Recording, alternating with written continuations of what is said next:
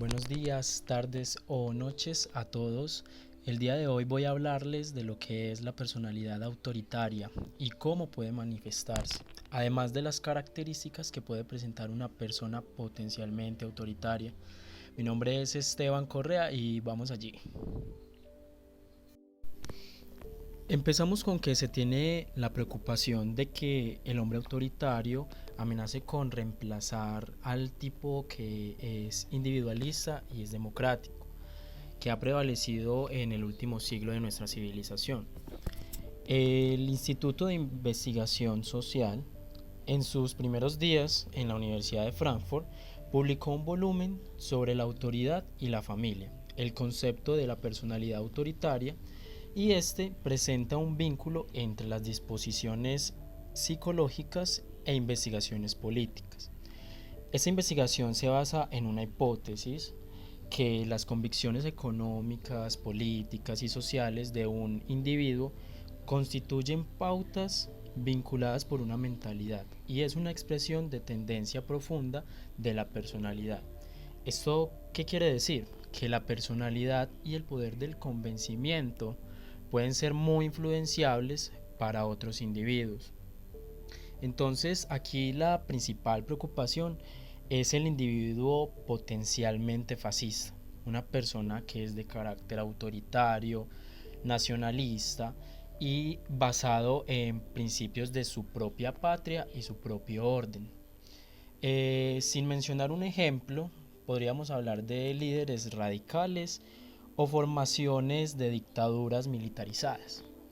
Realmente, pues este tema lo podemos asociar con una personalidad autoritaria desde el padre o la madre que representa el poder en el hogar hasta un líder social radical. Pero en este caso solamente voy a enfocarme en un sentido social y en la gravedad y lo peligroso que representa para una sociedad.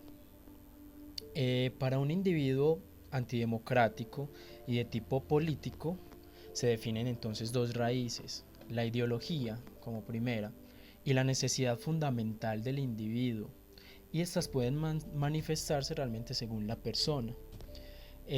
Para la ideología o para sus ideologías se tienen en cuenta su pensar con el resto de la sociedad y si para él supone que sus necesidades estén cubiertas o si están frustradas.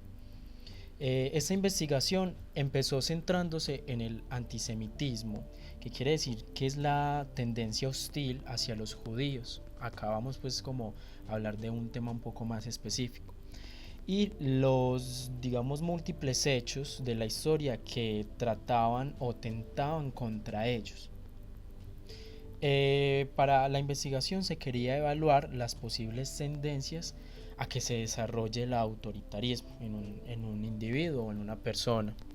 Se desarrolló entonces un proyecto llamado Estudio sobre el Prejuicio, donde se plantea que la discriminación hacia los judíos en realidad no era una característica propia de estos mismos represores, sino que era de su propia personalidad y estructura psíquica. Entonces, estos estudios dieron paso a la combinación de métodos como la encuesta, entrevistas a fondo y test de proyectivos.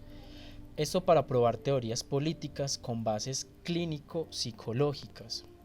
Aquí entonces se usó la llamada escala F, que es un método para medir actitudes sociales y calculaba, según algunas características, una puntuación que los encasillaba a un nivel en la escala de fascismo.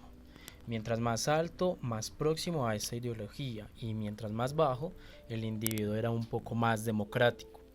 Con esta y otras escalas metodológicas se lograba determinar la proximidad de una ideología fascista, como el antisemitismo, el etnocentrismo y el conservadurismo.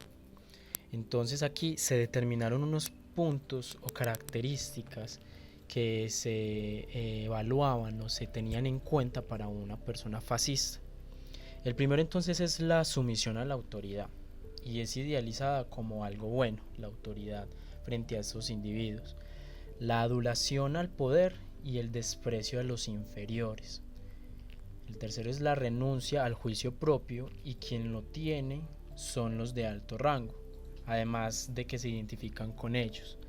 Aquí incluso el que tiene una imaginación individual es rechazado por los demás. El cuarto es que todos acá son iguales para ellos, en las posiciones donde caracterizan al otro, en este caso pues los judíos que eran diferentes a ellos. El quinto entonces es la intolerancia frente a la ambigüedad. Deben hacerse normas claras y deben hacerse cumplir sin ningún tipo de excepción. Y el sexto se valora excesivamente la fuerza y la dureza. El séptimo es la aceptación de valores convencionales al grupo social al que se pertenece. El octavo es la hostilidad al resto de la humanidad, porque aquí solamente valen los de su propio grupo social. El noveno es la tendencia sadomasoquista, quiere decir que solamente obedece las órdenes recibidas sin autocuestionarse. Y el décimo es la preocupación obsesiva por temas sexuales y frente a lo que se considera una desviación sexual. Hasta aquí entonces dejamos concluido esta primer parte del podcast, donde dejamos claras y establecidas las características fundamentales de las personas con este tipo de ideología. Recuerden que mi nombre es Esteban Correa y nos vemos en la próxima. Hasta luego.